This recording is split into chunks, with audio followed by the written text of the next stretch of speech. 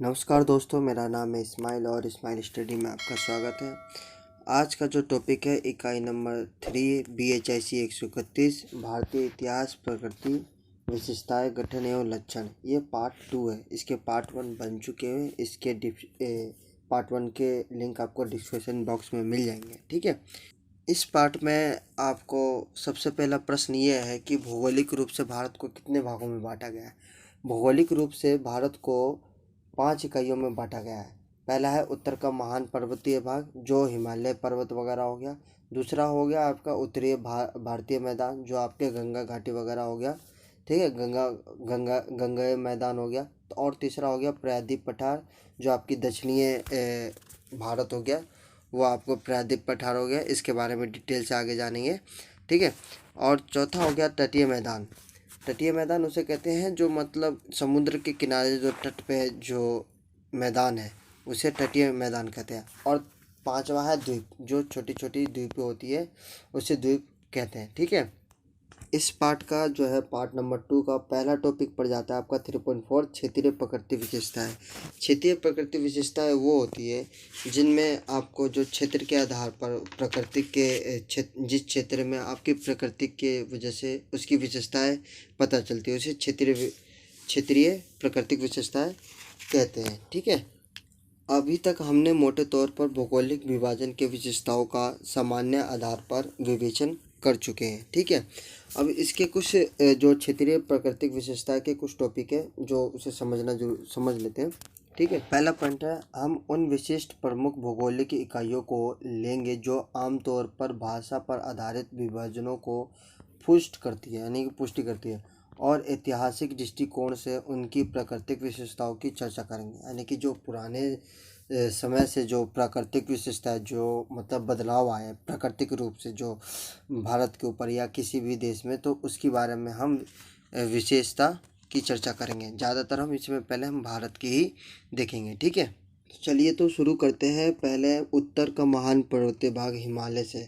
हिमालय का इसका पहला टॉपिक है हिमालय और पश्चिमी सीमा प्रदेश। हिमालय को 3 प्रमुख भागों में बांटा गया है, पूर्वी हिमालय, पश्चिमी हिमालय और मध्यवर्ती हिमालय। पूर्वी हिमालय में आपको पूर्वी हिमालय में आपका अरुणाचल प्रदेश वगैरह आ जाता है, असम हो गया, सिक्किम हो गया, या दक्षिणी चीन तक ये फैला हुआ है। ठीक है। तो इसके बारे में अब जानते हैं आगे। पूर्वी हिमालय ब्रह्मपुत्र के पूर्वी में उत्तर दक्षिण दिशा में असम से अरुणाचल प्रदेश, सिक्किम से लेकर दक्षिण चीन तक फैला हुआ है। आप जब देखोगे जो पूर्वी हिमालय जो होता है आपको जो सिक्किम एरिया में या असम के साइड में, तो वहाँ ब्रह्मपुत्र नदी बहती हुई आती है। ठीक है। तो ये पूर्वी हिमालय जो है ये पूरे इस तरह से फैला पड़ा हुआ है। ये अगर मान लो इधर नेपाल हो गया, और ये पूरे पहाड़ तक जो है ऐसे ये पूरे हिमालय से भरा पड़ा है। ठीक है। तो ये हमारा ये पूर्वी हिमालय ये हो गया, पश्चिमी ये हो गया, और मध्य ये हो गया। ठीक है। अगला पॉइंट है, हालांकि पूर्वी हिमालय पर्वतमाला के बीच से गुजरने वाले जो मार्ग है वो दुर्ग है, यानी कि कच्चे हैं। जो पूर्वी हिमालय से जो निकलती हुई जो रास्ता है वो बहुत कमज़ोर है, कच्चे है। कभी भी वहाँ पे क्या होता है कि भूस्खलन होते रहते हैं, पहाड़ वगैरह गिरते रहते हैं। ठीक है। फिर भी प्रागैतिहासिक और ऐतिहासिक कालों में दक्षिणी पूर्वी एशिया और दक्षिणी चीन से सांस्कृतिक प्रभाव का आना नहीं रुका था। ठीक है। जबकि वहाँ के जो रास्ते थे वो कच्चे होने के बावजूद भी जो है वहाँ के सांस्कृतिक जो है भारत में आ ही जाते थे। ठीक है। अगला पॉइंट है पश्चिमी हिमालय। अभी हम पढ़े थे पूर्वी हिमालय के बारे में, अब जानेंगे पश्चिमी हिमालय। पश्चिमी हिमालय में जो है अफगानिस्तान और दक्षिण पाकिस्तान से उत्तर भारत के जम्मू और कश्मीर, लद्दाख और हिमाचल प्रदेश राज्य तक फैला हुआ है जो पश्चिमी हिमालय जो है। ठीक है।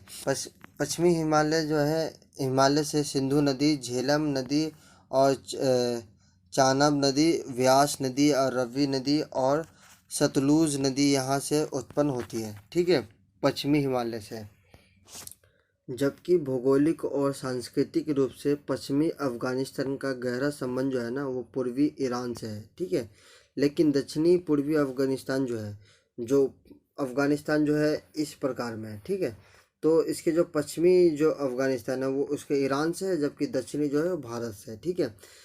लेकिन जो अफगानिस्तान है सांस्कृतिक रूप से नवपाषाण काल से ही भारतीय उपमहाद्वीप के निकट रहा है। ठीक है। दक्षिणी पूर्वी अफगानिस्तान में स्थित सोरतुगई हड़प्पा की सभ्यता का प्रमुख व्यापारिक बाह्य केंद्र था। अगला टॉपिक है मध्यवर्ती हिमालय, जो बीच का जो है मध्यवर्ती का, ये जो है भूटान से चित्राला तक फैले हुई है। तिब्बत के विशाल पठार की सीमा पर स्थित है। भारत और तिब्बत के बीच व्यापार तथा अन्य प्रकार के संबंध इसी सीमा प्रदेश के माध्यम से बन रहे हैं। अगला टॉपिक है सिंधु का मैदान। सिंधु का मैदान जो है वो मोस्टली दो भागों में बटा पड़ा है। इसके पॉइंट है, इस मैदान को दो भागों में बांटा गया है। पहला है पंजाब, दूसरा है सिंध। ठीक है। आइए सबसे पहले पंजाब को समझते हैं। पंजाब का जो शताब्दिक अर्थ है ना, वो 5 नदियों की भूमि है, जो इस क्षेत्र में बहने वाली 5 नदियों का संदर्भ में है। ठीक है।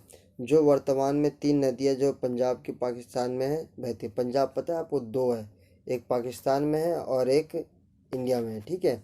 तो एक जो जो वर्तमान में जो पंजाब में जो है वहाँ पे 3 नदियाँ बहती है, और जबकि जो भारत में है वो सिर्फ 2 नदियाँ बहती है। ठीक है। अगला पॉइंट है पंजाब विभिन्न संस्कृतियों का मिलन स्थल है। पंजाब की मिट्टी बहुत ही उपजाऊ है, इसके कारण वहाँ पे गेहूँ की खेती बहुत ज़्यादा होती है। सिंध अगला अगला पॉइंट है हमारा जो है नेक्स्ट टॉपिक है वो सिंधु। सिंधु घाटी का निचला क्षेत्र और डेल्टा मिलकर सिंध प्रदेश का निर्माण करता है। सिंध जो है वो ज़्यादा वो पाकिस्तान एरिया में है। ठीक है। सिंधु नदी भी वो पाकिस्तानी एरिया में ही बहती है। ठीक है। प्रदेश उत्तर पश्चिम में बलूचिस्तान पहाड़ियों और दक्षिण पूर्व में थारा के रेगिस्तान से घिरा हुआ है। इस प्रदेश को गुजरात के साथ ऐतिहासिक संबंध है, जो हड़प्पा सभ्यता से जो इसे लिंक किया गया है। ठीक है। इस प्रदेश में वर्षा बहुत कम होती है, लेकिन यहाँ जलोढ़ भूमि बहुत उपजाऊ है। जो सिंधु नदी के द्वारा जो जलोढ़ मिट्टी जो लाई गई है, जो मिट्टी काट के लाई गई है, वो जलोढ़ मिट्टी जो होती है वो बहुत उपजाऊ मिट्टी हुआ करती है। ठीक है। जिसके कारण जो है यहाँ सिंधु नदी के प्रदेश है और बड़ी मात्रा में चावल और गेहूँ उत्पन्न करता है। अगला पॉइंट है सिंधु मैदान में 3 से 2 सहस्त्राब्दी, यानी कि इसको 1000 सालों का सहस्त्राब्दी बोला जाता है, यानी कि 3 से 4000 ईस्वी पूर्व के दौरान भारतीय उपमहाद्वीप की पहली नागरिक संस्कृति पनपी थी यहाँ पे। जो इनके 2 प्रमुख नगर हड़प्पा और मोहनजोदड़ो क्रमशः पंजाब और सिंध में स्थित है। अगला टॉपिक है हमारा गंगाएं उत्तरी भारत। जो गंगा नदी के आसपास जो मैदानी क्षेत्र है उसके बारे में हम जानते हैं, जो प्राकृतिक रूप से उनको एक अलग ही दर्जा दिया गया है। इसके कुछ पॉइंट है। गंगा नदी उत्तराखंड से हिमालय से लेकर बंगाल की खाड़ी के सुंदरवन तक 2525 किलोमीटर तक विशाल भूभाग को सिंचती है, यानी कि ये जो है उत्तराखंड के हिमाचल से लेकर बंगाल की खाड़ी सुंदरवन तक ये 2525 किलोमीटर तक ये भूभाग सिंचती रहती है। ठीक है। अगला पॉइंट है गंगा नदी भारत के भूभाग को 271 किलोमीटर तक फैला हुआ है, अब बाकी जो है वो बंगाल में है। ठीक है। इसके नेक्स्ट पॉइंट है सिंधु के मैदान की तुलना में गंगा के मैदान जलवायु की दृष्टि से अधिक आर्द्र है, यानी कि जो सिंधु इलाका है वहाँ पे जो जलवायु है जो वहाँ शुष्क है, जबकि गंगा का मैदान का जो जलवायु है वो आर्द्र है, थोड़ा सा नमीपन है। ठीक है। यही कारण है कि अगर वार्षिक वर्षा अगर देखा जाए तो वार्षिक वर्षा जहाँ सिंधु गंगा विभाजन पर 50 सेंटीमीटर होता है, जहाँ पे जो गंगा और सिंधु का जो विभाजन होता है वहाँ 50 सेंटीमीटर होता है, वहाँ बंगाल तक पहुँचते पहुँचते बढ़कर 200 सेंटीमीटर तक हो जाता है, यानी कि इतनी आदर्श होने के कारण यहाँ पे वर्षा बहुत ज़्यादा होती है बंगाल के साइड में। यही कारण है कि वहाँ से थोड़ा सा और आगे चले जाओ तो मेघालय हो गया, असम में, वहाँ हमेशा बारिश ही हुआ करती है। ठीक है। अगला पॉइंट है 100 फीट यानी कि 31 मीटर की अधिकतम गहराई वाली यह नदी भारत में पवित्र नदी भी मानी जाती है तथा इसकी उपासना माँ तथा देवी के रूप में की जाती है। ठीक है। अगला पॉइंट है गंगा का यह मैदान अपनी घनी जनसंख्या के कारण भी जाना जाता है। जो जाहिर सी बात है, जब कहीं उपजाऊ ज़्यादा खेती वगैरह जहाँ हो सके गंगा मैदान में ज़्यादातर होगा तो जाहिर सी बात है वहाँ पे भी जनसंख्या ज़्यादा होगा। अगला पॉइंट है गंगा मैदानी क्षेत्र को 3 उप क्षेत्रों में बांटा जा सकता है या बांटा गया है। ऊपरी क्षेत्र, मध्य क्षेत्र और निचला क्षेत्र। नेक्स्ट पॉइंट है गंगा मैदान का मध्य क्षेत्र जो है पूर्वी उत्तर प्रदेश और बिहार तक फैला हुआ है। जैसे ये गंगा नदी आपको बहते हुए आ रही है, तो ये तो भाई हो गया ऊपरी, और ये हो गया मध्य, और ये नीचे हो गया निचला क्षेत्र। ठीक है, समझे। तो इसी तरह से अभी हम पहले किसके बारे में जान रहे हैं, मध्य के बारे में, बीच में। तो बीच में क्या आता है, उत्तर प्रदेश और बिहार से होकर के ये गंगा नदी जाता है। यह वही क्षेत्र है जहाँ प्राचीन कौशल और काशी और मगध स्थित थे। यह क्षेत्र 6ठी शताब्दी ईस्वी पूर्व से नगर जीवन तथा व्यापार का एक केंद्र रह गया था। ठीक है, इस प्रदेश इस प्रदेश ने मौर्य साम्राज्य के विस्तार के आधार पर प्रदान किया, और यह भूप्रदेश राजनीतिक दृष्टि से गुप्त काल और 5वीं शताब्दी ईस्वी तक महत्वपूर्ण बना रहा। गंगा के मैदान का ऊपरी और मध्य जो क्षेत्र है वो भौगोलिक रूप से उत्तर में हिमालय पर्वत और दक्षिण में मध्य भारत के पर्वत से सीमाबंद होता है। गंगा के मैदान का निचला क्षेत्र बंगाल प्रांत के साथ फैला हुआ है। बंगाल का विस्तृत मैदान जो है गंगा और ब्रह्मपुत्र नदी द्वारा लाई गई जलोढ़ यानी कि कचहरी मिट्टी से बना हुआ है। जो बंगाल का जो ज़्यादातर जो ज़मीन जो बना हुआ है वहाँ पे, वो किन के द्वारा, गंगा और ब्रह्मपुत्र के द्वारा लाई गई जलोढ़ मिट्टी से उनके जो विस्तार हुआ है। ठीक है, गंगा के निचले क्षेत्र में जो है वो मैदान के निचले क्षेत्रों में भारी वर्षा होने से यहाँ पर जो घने जंगल और दलदली ज़मीन है, इनके कारण बंगाल में प्रारंभिक बस्तियों की बसावट में भी काफ़ी बाधा आई थी। जब शुरू में जब बंगाल बसाए गए थे तो उसमें भी काफ़ी सारे दिक्कतें आई थी। ठीक है, इसी जलोढ़ भूमि की उर्वरकता का उपयोग तभी किया जा सका जब लोहा तकनीक पर नियंत्रण और उसका प्रयोग अच्छी मात्रा में शुरू होने लग गया। मतलब वहाँ के जो बंगाल के जो दलदलीय ज़मीन थी, जो उर्वरकता जो थी उसका हम जब ही यूज़ कर पाए उस जगह पे, उस वहाँ के लोगों ने, कि जब लोहा का फावड़ा या हल बना करके उसके संपूर्ण रूप से उसकी तकनीकी को जान करके उसका उपयोग करने लग गए। ठीक है, तभी वहाँ की खेती करने चालू कर दिए थे। बंगाल में प्राचीन समय से ही मछली यहाँ के सभी वर्गों के भोजन का आवश्यक अंग रहा है। जब जाहिर सी बात है, शुरू में भाई खेती करने के लिए वहाँ तो ज़मीन थी लेकिन उपकरण नहीं थे, तो वहाँ क्या करते थे कि भाई नदियों में या गंगा नदी में से वहाँ मछली मारते थे, और वो खुद भी खाते थे और उसको बाज़ार में जा कर के बेच करके उनसे और भी चीज़ें जैसे चावल वगैरह खरीद लिया करते थे। ठीक है, अगला पॉइंट है हमारा 3.4 का पूर्वी पश्चिमी और मध्य भारत जो है। पूर्वी पश्चिमी देखा जाए तो जैसे गुजरात से लेकर के आपको उड़ीसा तक का पूर्वी पश्चिमी हो गया। ठीक है, पूर्वी पश्चिमी और मध्य भारत जो इस बीच के, जैसे ये भारत हो गया आपका, एक सपोज दैट मैंने ऐसे ही ड्रॉ किया, तो ये जो मध्य भारत जो है इसके बारे में बात कर रहा है। ठीक है, आपको याद है मध्य भारत, जैसे कि पहले बता जा चुका हूँ कि यह एक पूरी तरह भिन्न प्रकार का क्षेत्र है और इसमें कोई भी ऐसा विशेष स्थान नहीं है जिसमें केंद्र स्थान मानकर बात की जा सके इसके बारे में। ठीक है, इसके कुछ पॉइंट है। यह एक पर्वतीय प्रदेश है जहाँ पहाड़ियाँ अधिक ऊंचाई तक नहीं पहुँच पाती है। ठीक है, मतलब यहाँ पहाड़ है, छोटे छोटे टीले टाइप के पहाड़ है। ठीक है, अगला पॉइंट है प्रांतीय ढाल इस क्षेत्र की पर्वत श्रृंखलाओं को बीच बीच में खंडित करता रहता है। ठीक है, इस जगह पे क्या है कि कुछ पहाड़ यहाँ है, फिर कुछ पहाड़ यहाँ है, कुछ पहाड़ यहाँ है, तो इनको जो है ये प्रांतीय ढाल जो है इस क्षेत्र को अलग अलग करता है, खंडित करता है। एक बराबर से पहाड़ यहाँ पे नहीं है। ठीक है, और घाटियाँ इन्हें विभाजित करती है। घाटियाँ उन्हें बोलते हैं, जैसे ये 2 पहाड़ है, इसके जो ये वैली जो होती है ना, इसे घाटियाँ बोला जाता है। ठीक है, ये पर्वत श्रृंखला सामान्य रूप से पूर्व से पश्चिम की ओर चलती है, यानी कि जो है पूर्व से पश्चिम की ओर तक चलती है। ठीक है, लेकिन इस भू आकृति क्षेत्र के उत्तर पश्चिमी भाग में अरावली पर्वत श्रृंखला मरु प्रदेश राजस्थान को लगभग 2 भागों में विभाजित करता है। आप उत्तर प्रदेश से जब उत्तर मध्य मध्य भारत से थोड़ा सा ऊपर जाओगे तो वो राजस्थान का एरिया है। तो वहाँ पे सबसे बड़ा जो पहाड़ है वो अरावली पहाड़ है। ठीक है, अरावली पर्वत। उससे आज की डेट में उससे मतलब पत्थर जो टाइल वगैरह बनाने के लिए खूब वहाँ से उसको खनन किया जा रहा है, काटा जा रहा है। ठीक है, अरावली पर्वत जो है ना वो राजस्थान को जो है दो भागों में बांटता है। पहला हुआ मरु प्रदेश और दूसरा है मालवा जो उप क्षेत्र का एक अंग है। इस प्रदेश की मिट्टी उपजाऊ है। मरु प्रदेश जो आपका अरावली का हो गया, जो पर्वत वगैरह हो गया।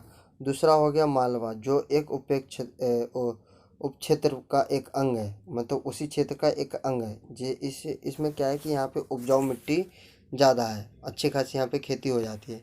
ठीक है, अगर नेक्स्ट पॉइंट है, इससे इस प्रदेश में ताम्रपाषाण युगीन बस्तियाँ काफ़ी संख्या में फैली हुई थी। मतलब इस एरिया में ताम्रपाषाण के लोग, जो युग के लोग जो थे यहाँ पे ज़्यादा बसे हुए थे।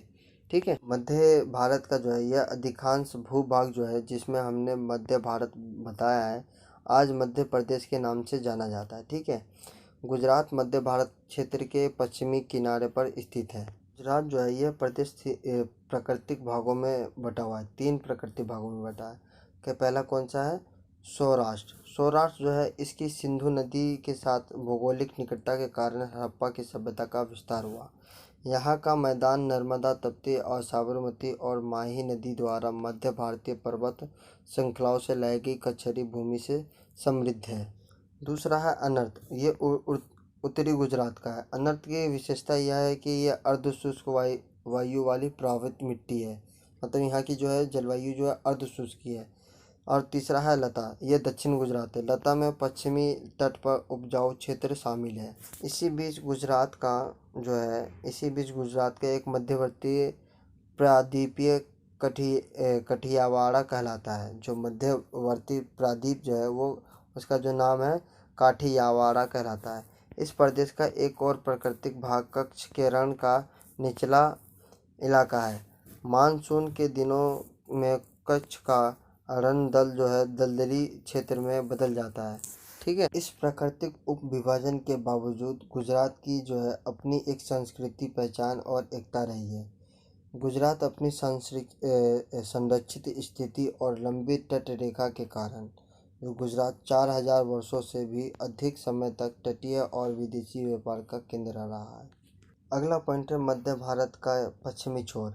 पश्चिमी पश्चिमी में उड़ीसा के तटवर्ती मैदान है।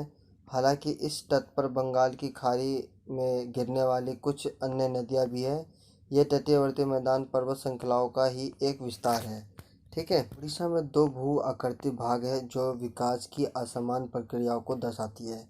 समृद्ध कृषि आधार वाला उपजाऊ तटीय मैदान, मानव गतिविधि का स्थल और सामाजिक सांस्कृतिक विकास का केंद्र रहा। उड़ीसा ने अपनी भाषाई और संस्कृति की पहचान देर से पहली शताब्दी में बनाई। उड़ीसा ही एक ऐसा मतलब राज्य रहा है जो अपनी शताब्दी जो सांस्कृतिक पहचान जो है वो काफ़ी देर बनाई, यानी कि पहली शताब्दी ईस्वी में उन्होंने अपनी सांस्कृतिक को डेवलपमेंट किया था। नेक्स्ट टॉपिक है इसका 3.4.5, ये प्रायद्वीप भारत। प्रायद्वीप का मतलब होता है, प्राय से होता है लगभग, और द्वीप का मतलब द्वीप होता है। ये वो भाग है जो मतलब तीनों तरफ से पानी से घिरा हुआ जो देश है। जैसे भारत है, आपको तीनों तरफ से पानी से घिरा हुआ, नीचे हिंद महासागर, बंगाल की खाड़ी से, अरब सागर से, तीनों से घिरा हुआ ये प्रायद्वीप भारत कहलाता है। ठीक है, भूमि के वो हिस्से जिनके तीनों ओर पानी होता है। दूसरे शब्दों में ये कहे प्रायद्वीप भूमि का वो भाग होता है जिनके तीन तरफ से जल तथा एक और स्थल होता है, यानी कि इस तरह के। अगला पॉइंट है प्रायद्वीप भारत की सीमाएं इसके घेरने वाले तटवर्ती मैदान और दक्कन के पठार से निर्धारित होता है।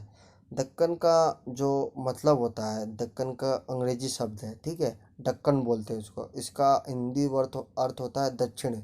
ठीक है, और पठार का जो होता है, पठार जो है वो धरातल के विस्तृत रूप से जो ज़मीन से थोड़ी सी उठी होती है और उठने के बाद वो जो है समतल रहता है। कुछ इस प्रकार के, जैसे ये पठार रहेंगे, ये थोड़ा सा उठ जाएगा और ये ऊपर से पूरा समतल रहता है।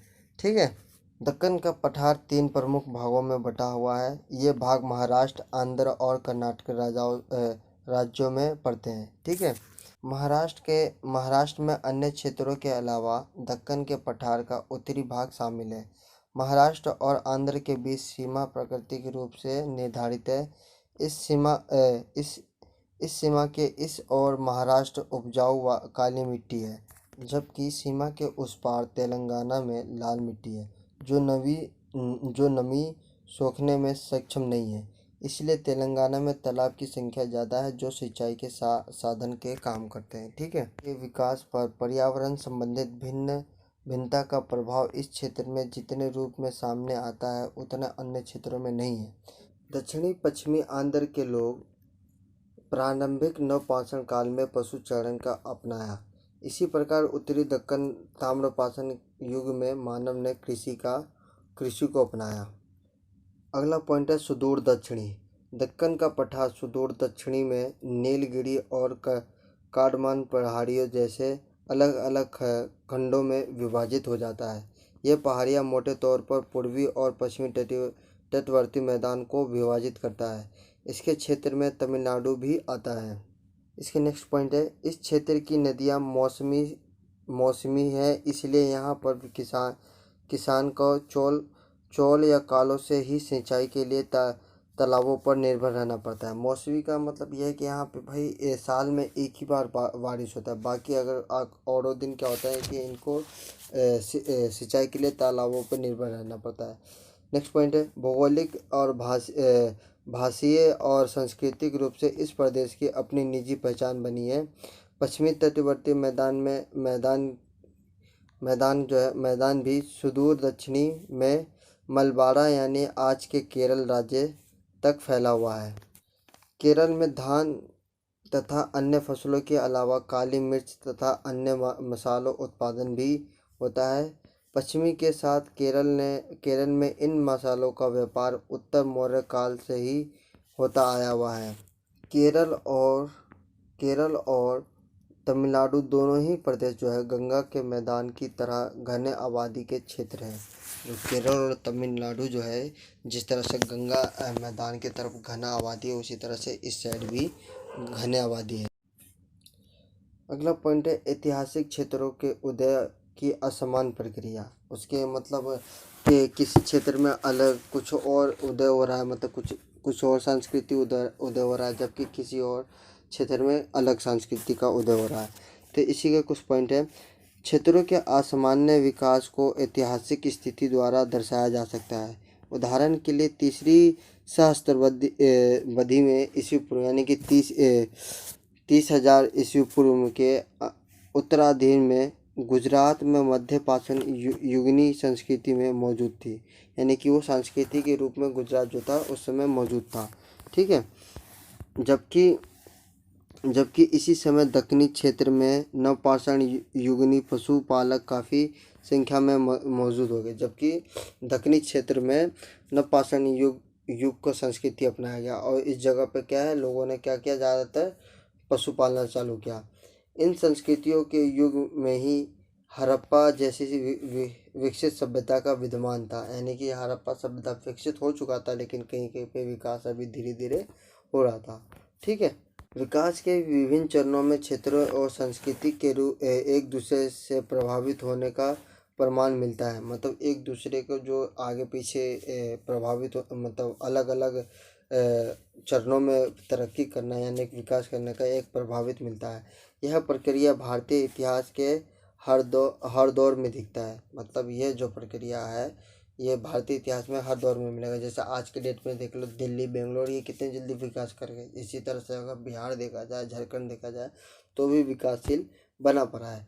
वास्तव में 200 ईस्वी पूर्व से 300 ईस्वी दक्षिणी भारत तथा दक्कन के अधिकतर क्षेत्रों में संस्कृति के विकास का आरंभिक चरण था, यानी कि 200 से लेकर के 300 ईस्वी पूर्व तक जो दक्कन के क्षेत्र थे वहाँ पे जो सांस्कृतिक विकास का आरंभिक चरण था, यानी कि शुरुआती दौर कहते हैं।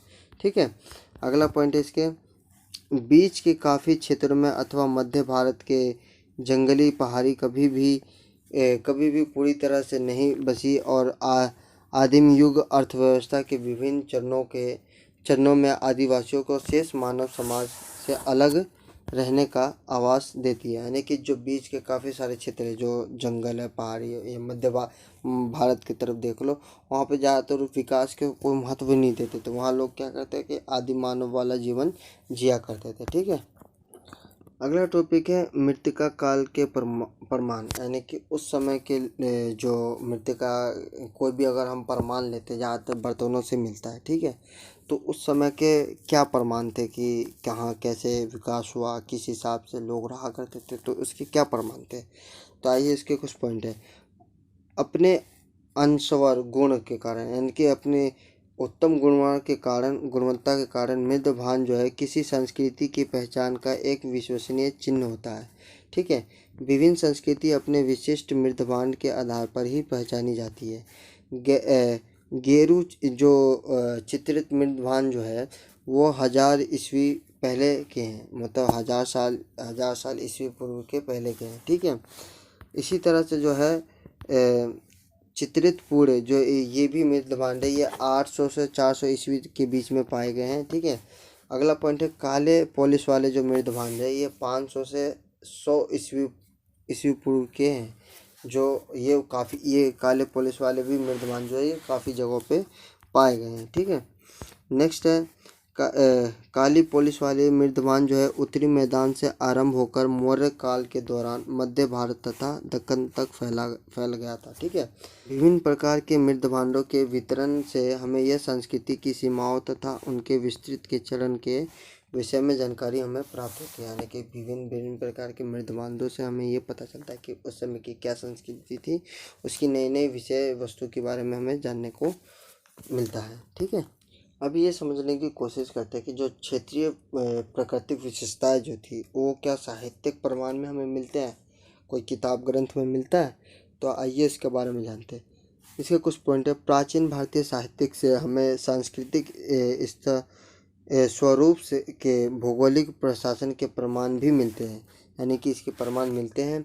ऋग्वैदिक काल के भौगोलिक केंद्र के बिंदु में सप्त सिंधु यानी कि सिंधु तथा भारत के गंगेय विभाजन था। यानी कि उनके बारे में जिक्र किया गया है किसमें, ऋग्वेद में।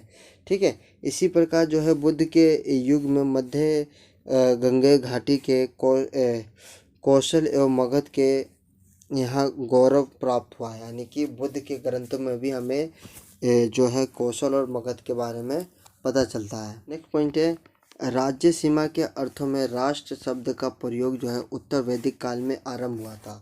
जो पहले क्या करते थे कि राजा लोग अपने सम्राट राज्य को राज्य कहा जाया करता था, उनको राष्ट्र नहीं कहा करते, तो उनको क्या कहा, जो राज्य की सीमा के अर्थ में राष्ट्र का जो शब्द का प्रयोग जो है उत्तर वैदिक काल में किया गया था, राज्य की जगह राष्ट्र का उपयोग। ठीक है।